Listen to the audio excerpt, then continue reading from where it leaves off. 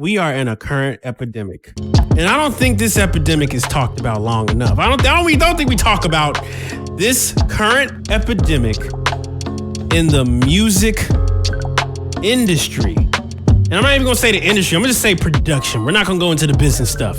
I'm purely speaking about the creative process of making beats, okay? Certain tracks that only have a 4-bar loop and it goes and goes and goes until you're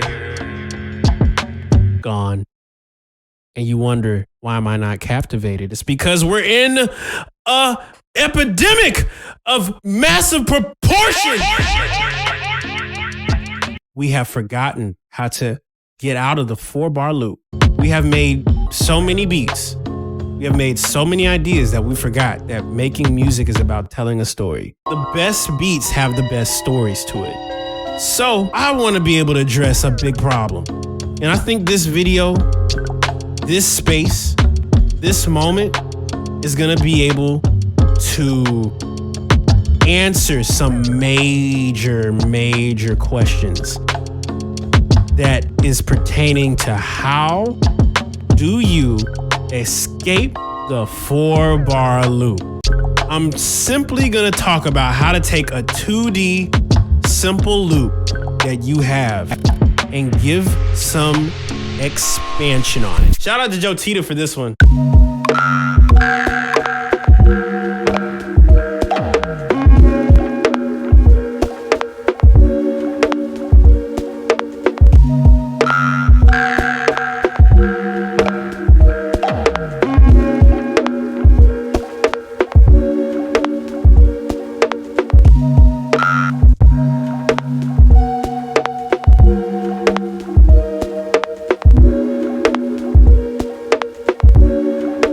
Kind of cool.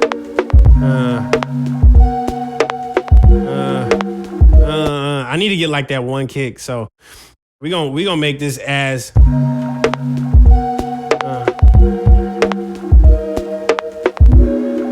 that's it.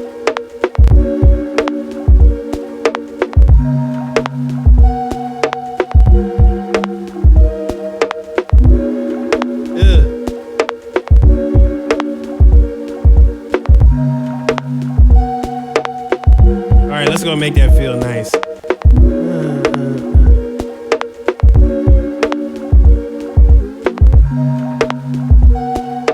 So let's say you come across something, right?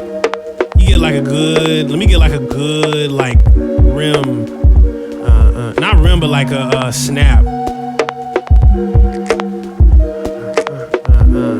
That's kind of cool.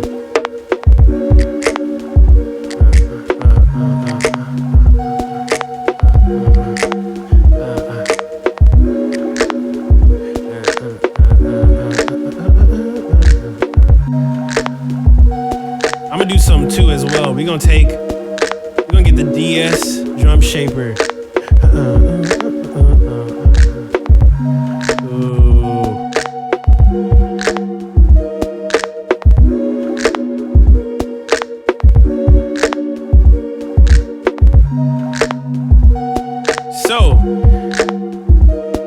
So let's say for instance, right? Let's say for instance, right? You got this 4-bar loop.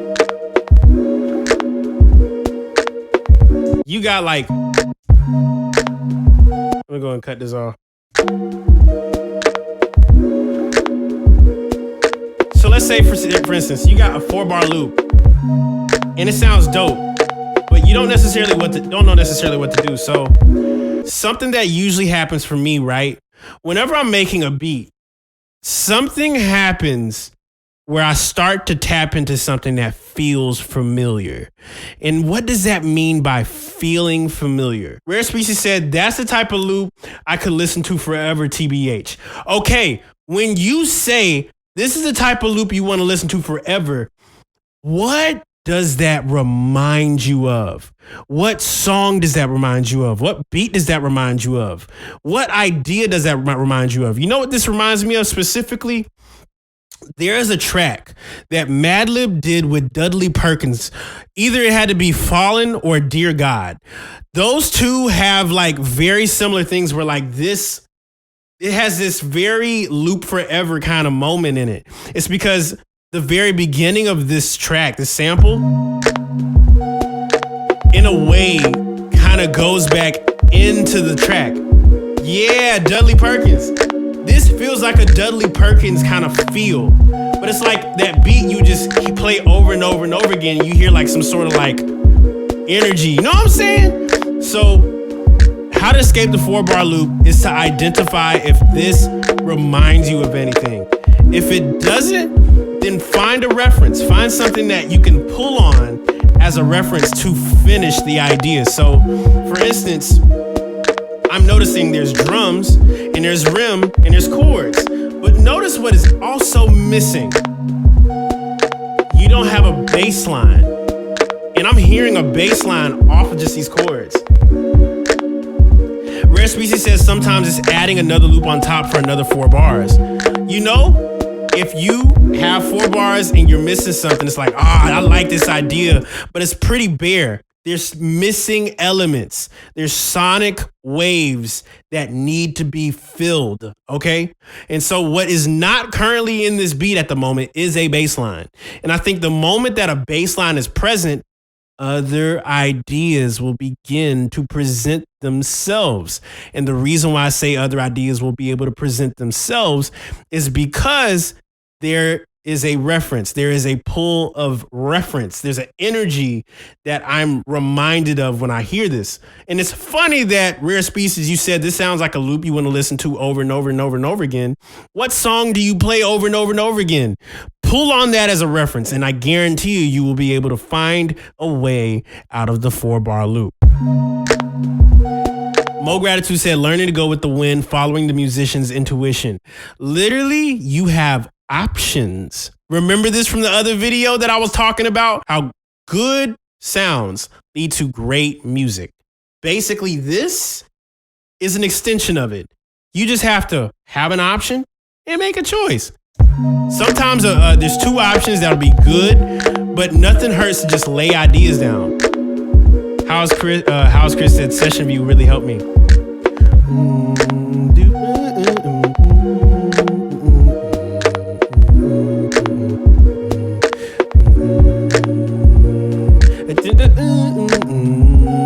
I'm hearing that, and I'm not even thinking like from a musical standpoint. I'm just thinking like bass player. You know what I'm saying? Like,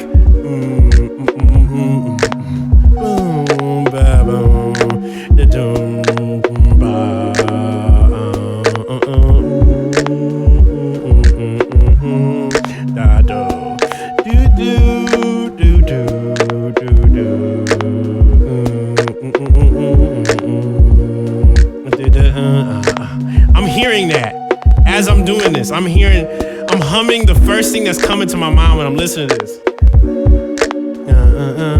I'm not even gonna think. I'm not even gonna think from like a piano standpoint. I'm gonna find a key. Let's go to E flat on my scale here. Just pick a minor scale because I'm thinking minor right now. Just like channeling that inner bass player. Like, y'all know how a bass player is supposed to sound. And the only reason you know how a bass player is supposed to sound is because if you listen to a musician, you know when a musician is playing versus someone programming it. You can tell the difference if you really be listening. Some people just don't be listening though. You gotta listen. Go to E flat. Let me go to standard. I'm not even picking numbers. I'm just kind of going off of 5. So.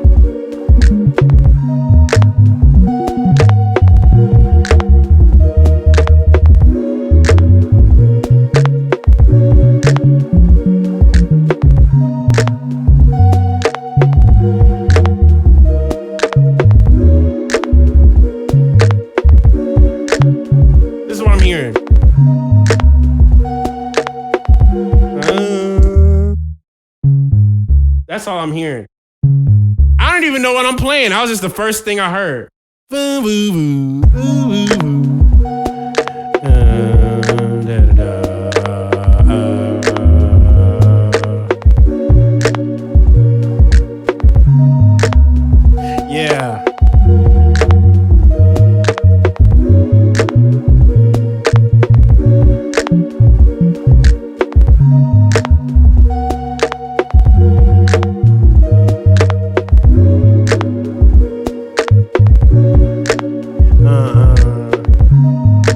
That's all I'm hearing right now.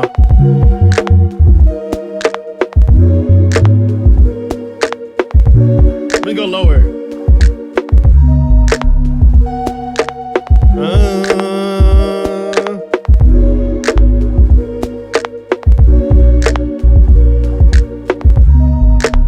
That's crazy. And I'll show y'all what it looks like. Hold on, I'll show you what it looks like on my camera. Here we go. Space, because I gotta put the note there.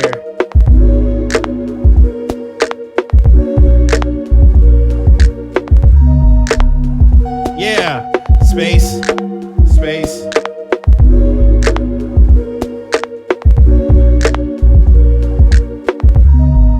Now this is me not knowing anything about how to play bass. It's just I'm mimicking what I'm hearing in my head.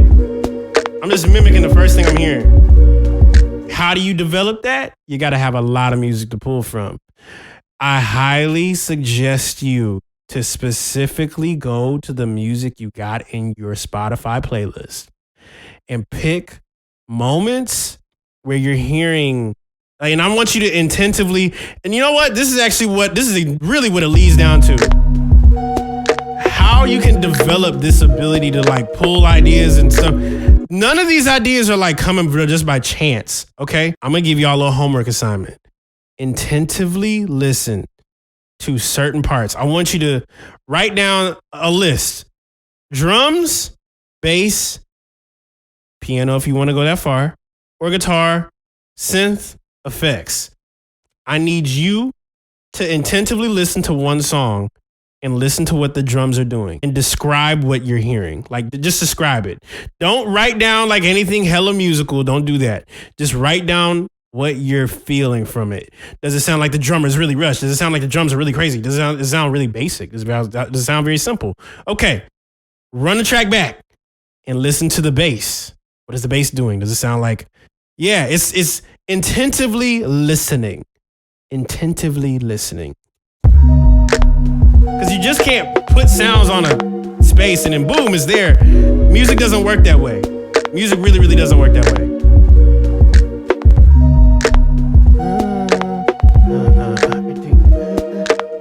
I kind of hear with the drums, they can be a little more amped up. So now that I got a bass, the bass has so much presence. So now what I'm going to do is I'm going to add some stuff to these drums. And I kind of want to use the knock plugin to kind of solve my problem with that.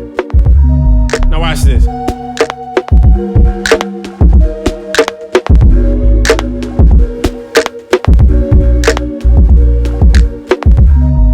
Yeah, that's it.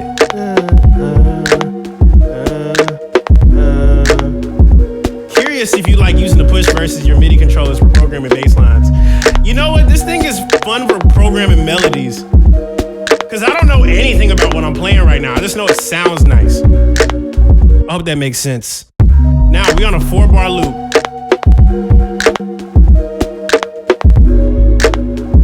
I'm gonna do something really, really interesting. So let's extend this. Well, how can I take this same loop and do something different with it? So something I haven't done is I haven't like put this in a different place. So something I love to do is putting things that have been sitting in one place the entire time. How to edit the 4-bar loop into sample into another 4 bars.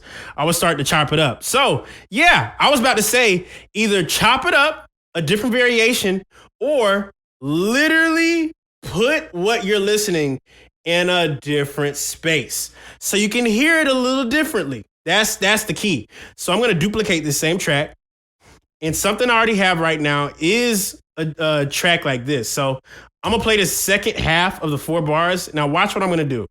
I'm going to put this in a different section. So hear how this is like in the same spot? Now watch this. I'm going to move it.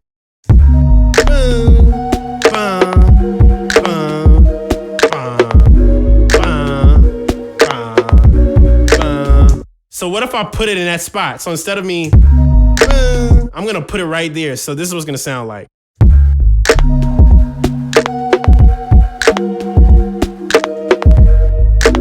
It's cool, but we can make it even cooler than that. So one of my tricks I love doing is taking the same acapella, press on your keyboard, on your keyboard. Press shift and the arrow up on your keyboard. If you press shift on the arrow of your keyboard and press the up arrow, you will then take that pitch on the track on Ableton and it goes up an octave. So now it's gonna sound like this. Now, if you combine both of those together, it sounds like this.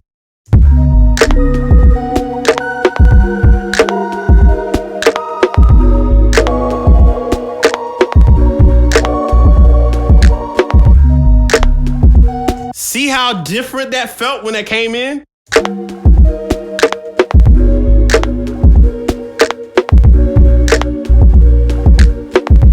And if you want to get even more technical with it, there is addition by subtraction because everything has been playing over and over again. It's a little predictable.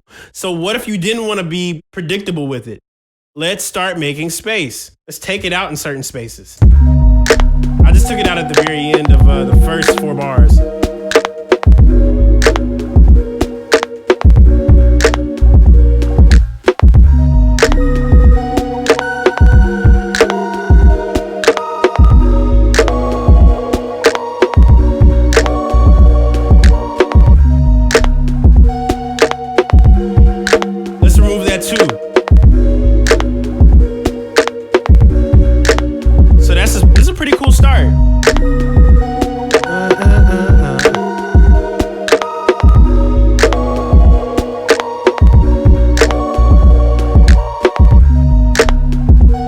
Drop that out too.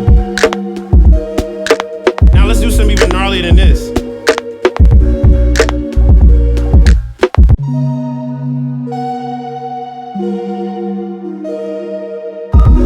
So something I love doing is taking like the same sample and making it even stacked with more on top of it. But I'll show you what I mean by that. So I turned this one up an octave 12. And so this right here, yeah, this is live. Now, this is not a premiere. You're seeing this right now. Shout out to James Robinson. Appreciate you, big dog.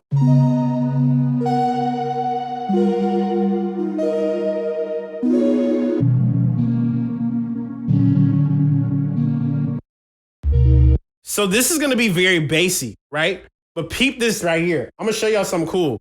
Reverse the whole 4-bar loop. So it's funny you just said that because this is what I'm going to do. I'm going to show this right here. I'm going to be like, boop, let's split all these tracks, and I'll show you exactly why. If you split all those individual chords because they're sitting on a bar, we're going to reverse all of it. Hit reverse on all of it. Now, what we just did, we just reversed the entire thing right here.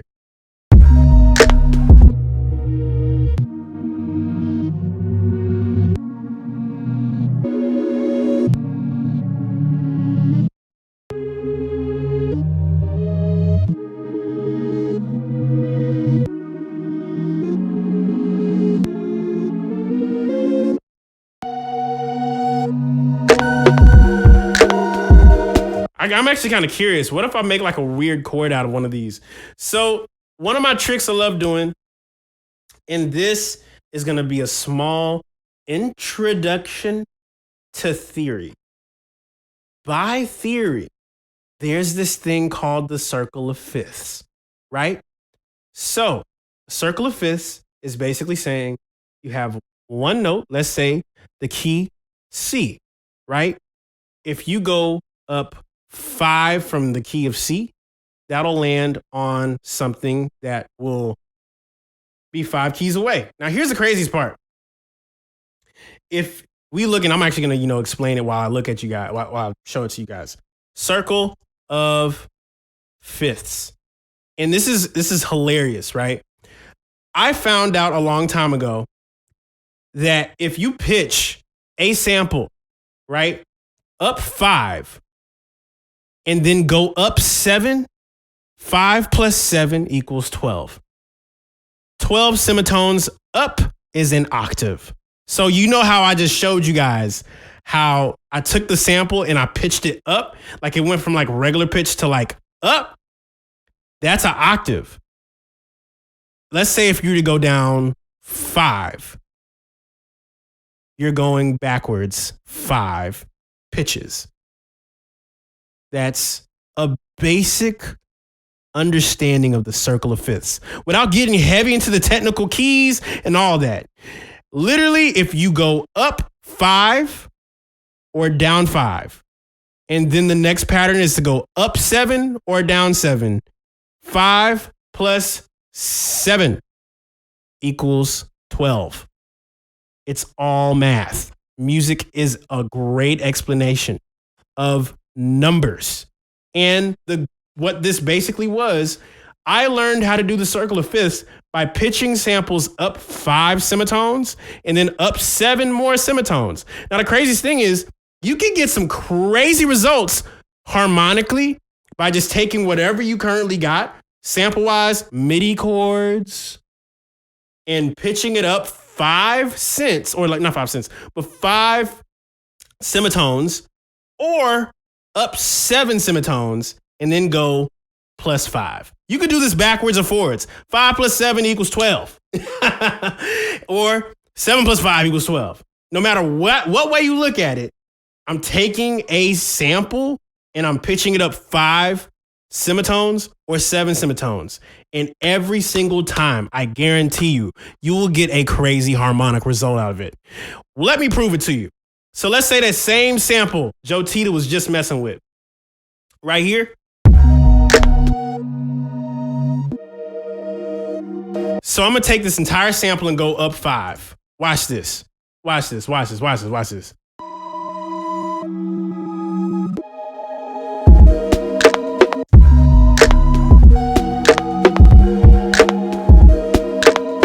See how like there's a weird harmonic relation going on? Now, that's up 5 semitones. This is how I be coming up with my chords, y'all. I'll take the same chord and just go up 5 semitones. Sounds like strings now, right? Now let's go to 7.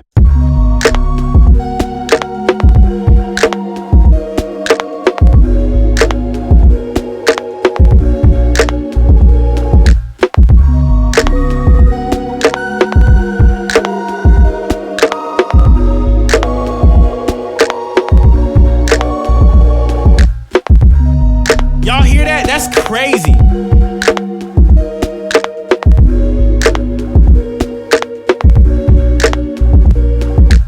And since you just said strings, rare species, you just said strings.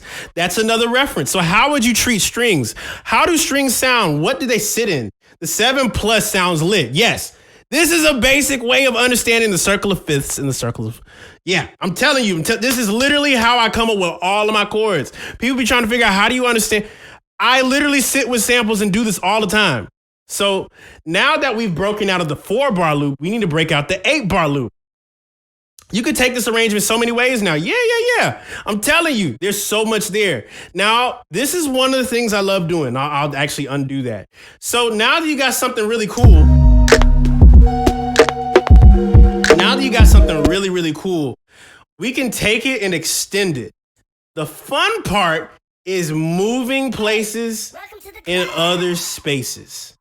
Move the place of a sound into different spaces.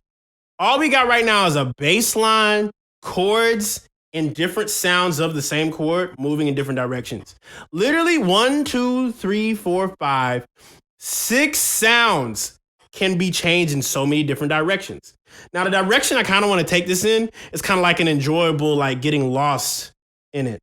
The phrasing in the chord progression is very nice. Shout out to Joe Tita, because the chord progression was already fire. It was already fire. All I did was take the exact same thing and looked at it with a different perspective. Did I want to pitch it up? Did I want to pitch it down? Did I reverse it? Did I put it in different spaces? And all these little things where I'm like, I can change it. You can do multiple things, sampling to every sound. So let's say if I want to just remove this whole thing, right? I don't even want to have this. This is going to be an intro.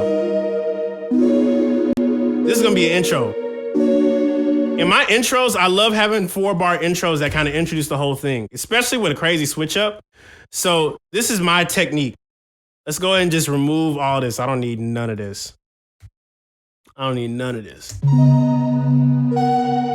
You can slide this on the Love Below.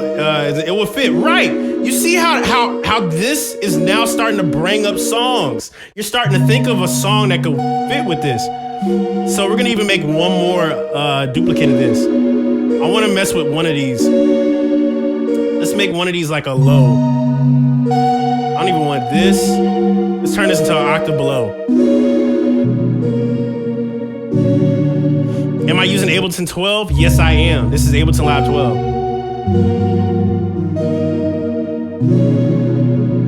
Now watch this. I'm gonna go to meld.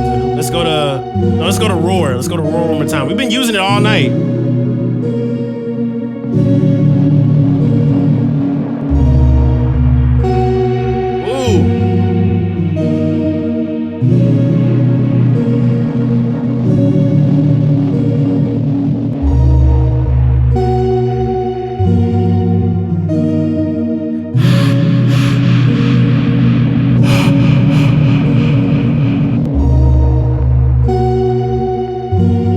Really epic. Now, because we got more than just these sounds, we could go back over here to these sounds and see what other stuff Joe Tita added. I'm gonna show y'all what it looks like right here.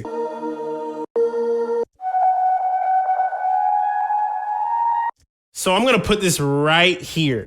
We're gonna duplicate this same track, delete this, and I'm gonna put this right here. So now we got other variations. If you got a really long sample, this will work perfect, but you could also like add other elements and see pitch-wise what works, okay? And it's really just sitting and seeing like what fits.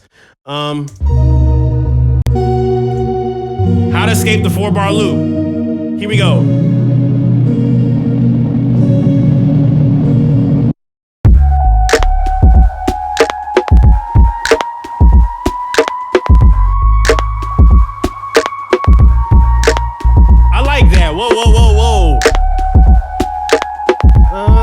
This is gonna be all on YouTube, yep.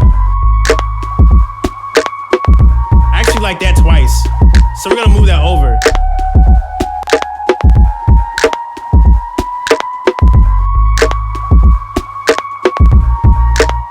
I actually like that twice.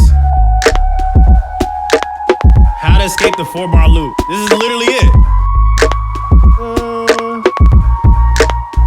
Now with the chords, like, and then you can put the chords right here.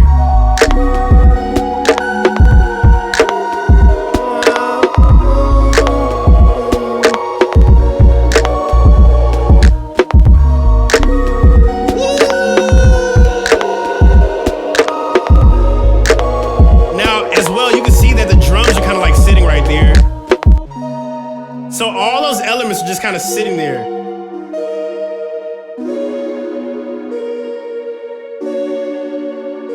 Now I got this. I could just drop this out right here.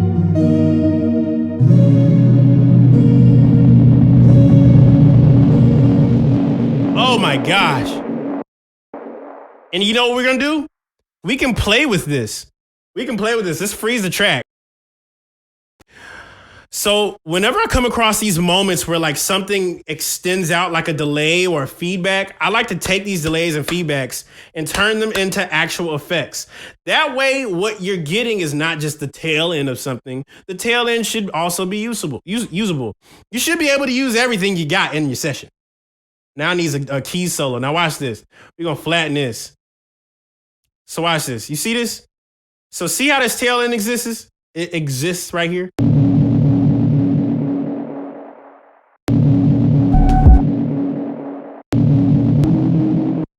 I love taking these type of joints in and pitching it up. So like this, right here.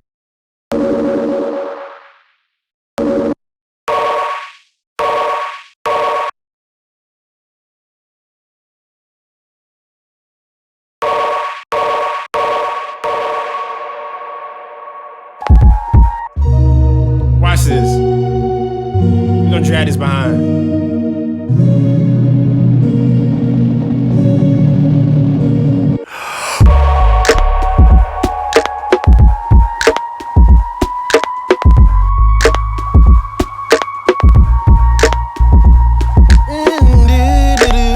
Keys on this too. I'm gonna play drums and I'm gonna play keys on this and that's it. That's it. And then drop the drums out. Now, how do I know to do that? How do I know to drop the drums out? I'll tell you where the reference comes from. So, DJs. When you listen to DJs and a DJ's playing a record, what do they do whenever they like introduce something or do something? They'll drop it out. They'll drop it out, right? They'll drop it out and they'll put it back in there. The reason why they do that is because it's adding and taking away in energy. It makes what is about to happen even more bigger. Okay? So, as someone has DJ'd and played a lot of shows, something I would naturally do is to drop this out.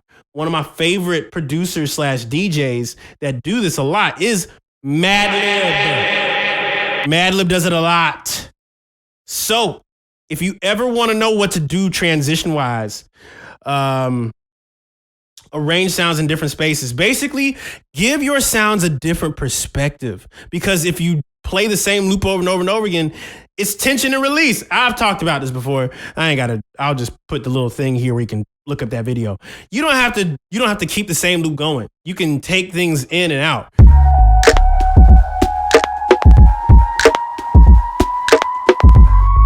Right here. Drop it out.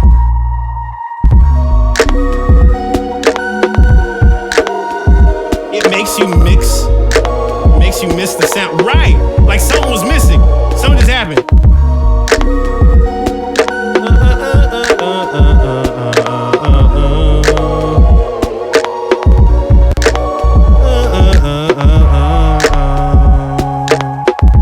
I'm gonna play keys on this real quick. Hold on. I'm gonna play keys on this. I'm gonna play keys on this real quick.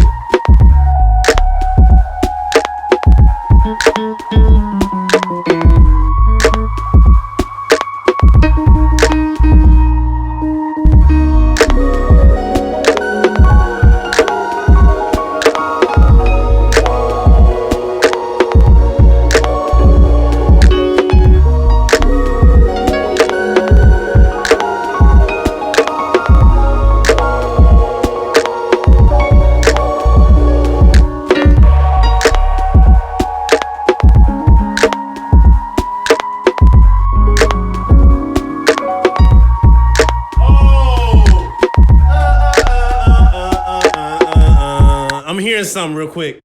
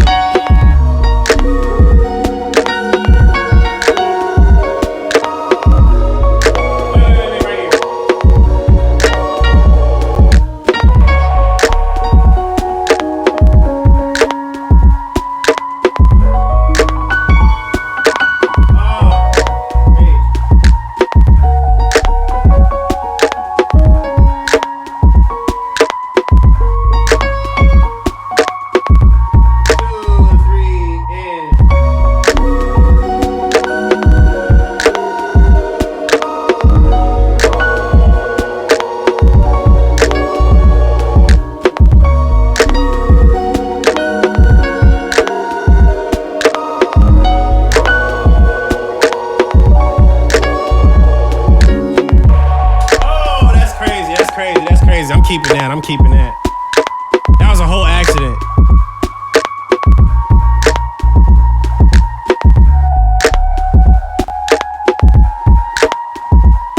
I'm gonna do like a real Madlib-ish thing real quick. Hold on, I'm gonna hit favorites, and then that's gonna be this track. That's gonna be this whole track. I'm gonna do a whole Madlib thing right now. So we're gonna take AU pitch. AU pitch is one of my favorite things to use whenever I want to take certain things and kind of like put it in a sweeter spot. Because right now everything is like 440 standard. Now watch this. I'm gonna give it a little depth. Watch this.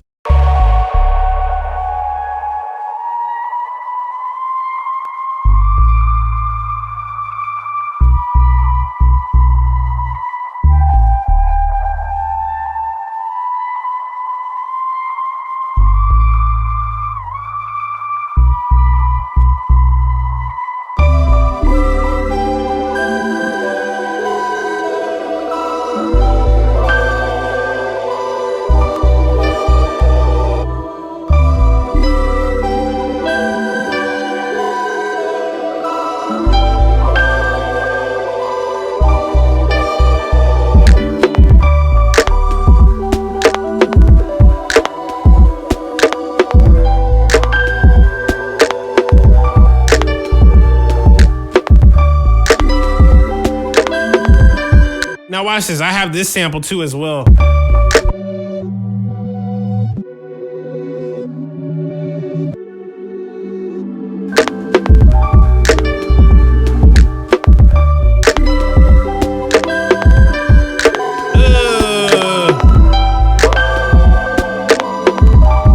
gonna take away this. This is a little muddy. I might actually switch this up a little bit.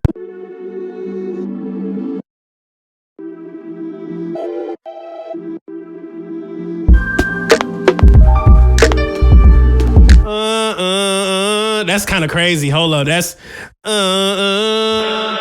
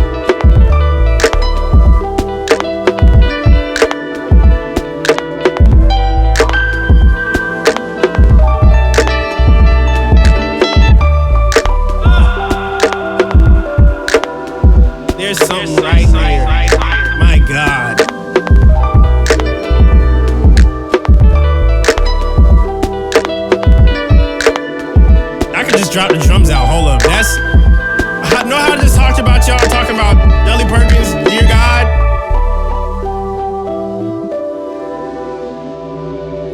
That's literally the reference.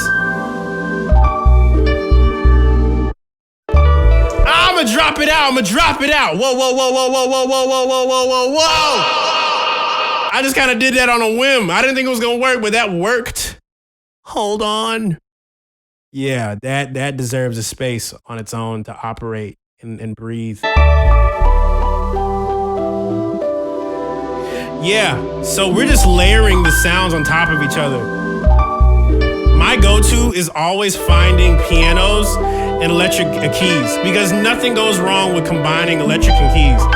The reference comes from Robert Glasper. Robert Glasper is the inspo for that. I might actually add some drums on top of this. Hold up, let me just add like a little layer on top of this because the drums by itself sounds cool, but let me just add some stuff on top of this.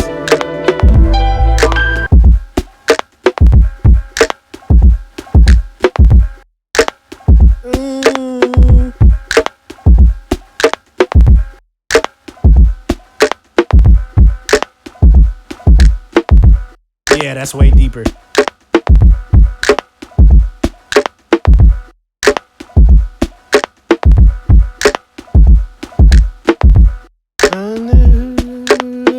Now you got that buzz that works with it. Let me go to this analog EQ.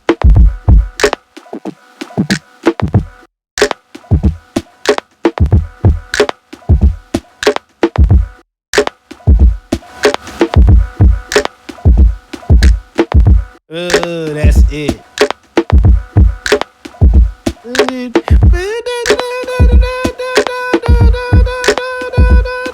Let me add these drums real quick. Hold up. I'm gonna add these drums real quick. Hold up. I'm gonna add these drums real quick.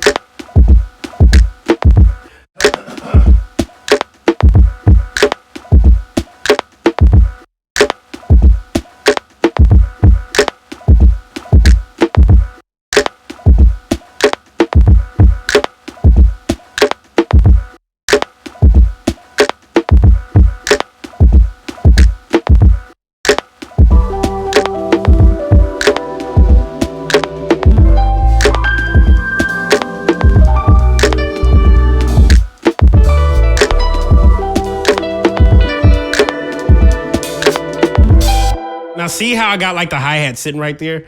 Now watch this. This is all I'm gonna add, and this is literally it. This is literally it. This is literally it. So I just gotta move it to the left a little bit. Kinda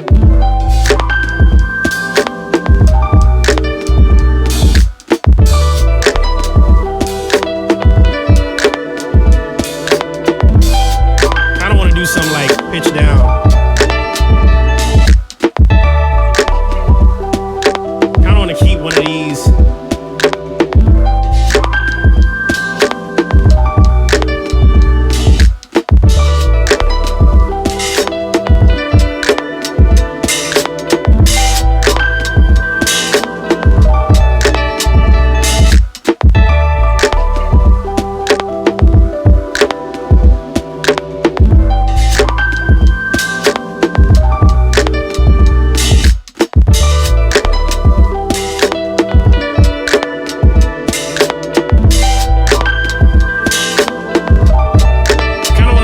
Snaps right.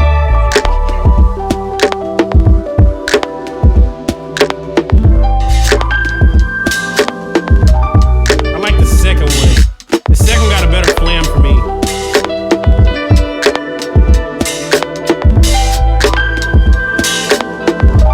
Now what if I take that same fifth thing and do that with these drums? So the drums sound deep, but I want them to sound like 1, 2, 3, 4, 5, 6, 7. 1, 2, 3, 4, 5. Well, it's funny because it is a bongo. Yeah. You know what? I could go and layer some of these new sounds I got.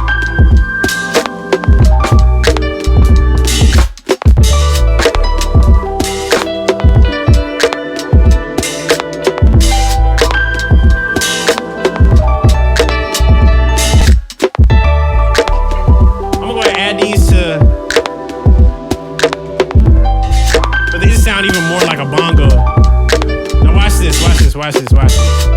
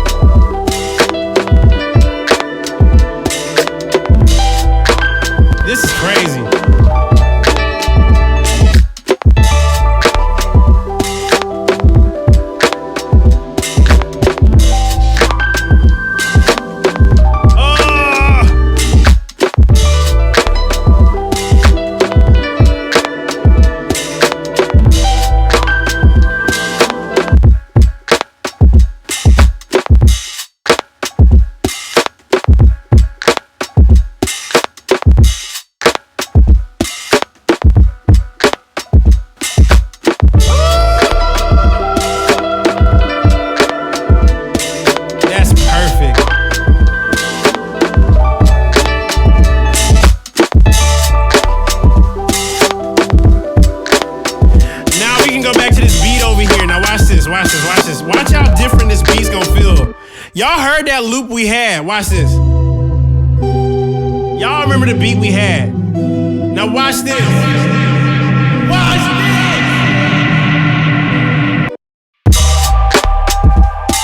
One more time, one more time, one more time.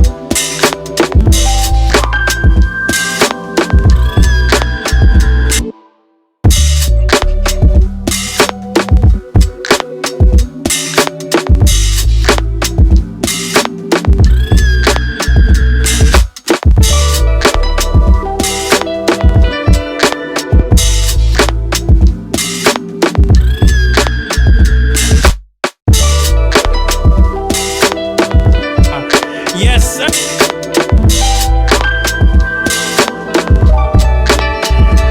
Yes, sir.